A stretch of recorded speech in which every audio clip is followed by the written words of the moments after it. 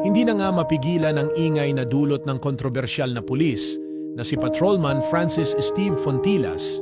Isang pangalang ngayon ay laman ng mga balita at usap-usapan sa bawat sulok ng social media. Matapang, palaban at tila walang kinatatakutan, lantaran niyang sinusuway at kinakalaban ang mismong mga general ng PNP at maging ang pamunuan ni Pangulong Ferdinand Bongbong Marcos Jr. Sa kabila ng kasong inciting to sedition na isinampa laban sa kanya, mariin niyang sinabi na kailanman ay hindi siya magbibitiw sa serbisyo.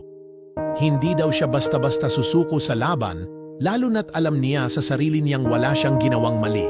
Sa gitna ng mga pangyayaring ito, lumutang naman ang pahayag ni PNP spokesperson Colonel John Fajardo na mas lalo pang nagpasiklab sa kontrobersya.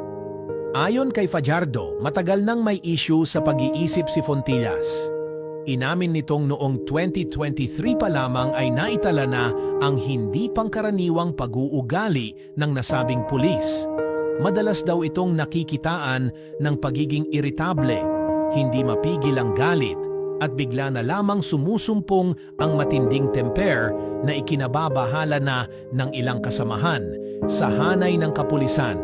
Kaya naman, hindi na rin nakapagtataka kung bakit napunta siya sa District Personnel and Holding Admin Section, malayo sa aktwal na operasyon kung saan maaaring madamay ang iba sa kanyang pagiging mainitin ang ulo. Pero sa halip na matakot o mapahiya, tila lalo pang nagiging matapang si Fontillas. Wala siyang pakialam sa ranggo o posisyon ng mga taong bumabatikos sa kanya. Sa isang panayam, buong yabang niyang sinabi na hindi siya pulis ng kahit sino, hindi ng presidente, hindi ng mga general, kundi ng bayan lamang. At dahil dito, hindi niya balak bumitaw o umatras, kahit pa sinasabing kailangan na siyang tanggalin sa serbisyo dahil sa pagiging unstable umano ng kanyang pag-iisip. Ayon sa kanya, malinaw na paninira lang ang lahat ng ito. Ginagamit daw ang issue ng kanyang mental health para patahimikin siya at tuluyan ng matanggal sa serbisyo. Pero hinding-hindi siya papayag. Palaban niyang sinabi na siya lang ang natitirang matinong pulis na handang magsalita laban sa maling pamamalakad ng mga nakatataas.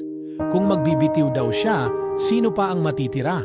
Lalo pang uminit ang sitwasyon ng sabihin ni Fontillas na ang lahat ng ipinupukol na issue sa kanya ay gawa-gawa lamang ng mga taong takot sa kanyang katapangan.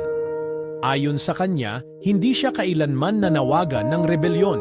Ang lahat daw ng kanyang sinabi ay laban sa International Criminal Court at sa Interpol, hindi sa gobyerno ng Pilipinas. Pero sa kung anong dahilan ay pilit siyang binabaluktot at pinalalabas na kaaway ng Estado. Sa kabila ng mga batikos at isinasampang kaso, hindi natinag si Fontillas. Pinatunayan niya ito nang ihayag niyang babalik siya sa trabaho matapos ang 2 linggong leave of absence. Wala daw siyang natanggap na anumang sulat o direktang abiso mula sa kanyang opisina ukol sa kasong kinakaharap niya, dahilan para ituloy niya ang pagbabalik sa serbisyo. At sa huli, mas lalong lumalim ang intriga nang aminin niyang ilang beses na siyang sumailalim sa psychiatric exam at laging lumalabas na pasado. Kaya't ang tanong ng marami, bakit ngayon lang inilalabas ng PNP na may issue siya sa pag-iisip? Bakit ngayon lang pinalulutang na may mood swings siya at may problema sa temper kung kailan hayagan na niyang kinakalaban ang mismong mga general at ang administrasyon? Lahat ng ito, ayon sa ilang netizens, ay tila isang malawakang pagsasabwatan upang patahimikin ang isang pulis na nagkaroon ng lakas ng loob na buwagin ang sistema. Ngayon patuloy na pinapanood ng sambayanan ang bawat galaw ni Patrolman Fontillas. Lahat nakatutok, magpapatuloy ba ang kanyang laban o siya rin sa huli ang bibigay sa bigat ng politika at sistemang matagal na niyang gustong bulabugin? Isa lang ang malinaw. Hindi pa rito nagtatapos ang kwento ng pinakamatapang, pinakamaintrigang pulis sa kasaysayan ng kasalukuyang administrasyon.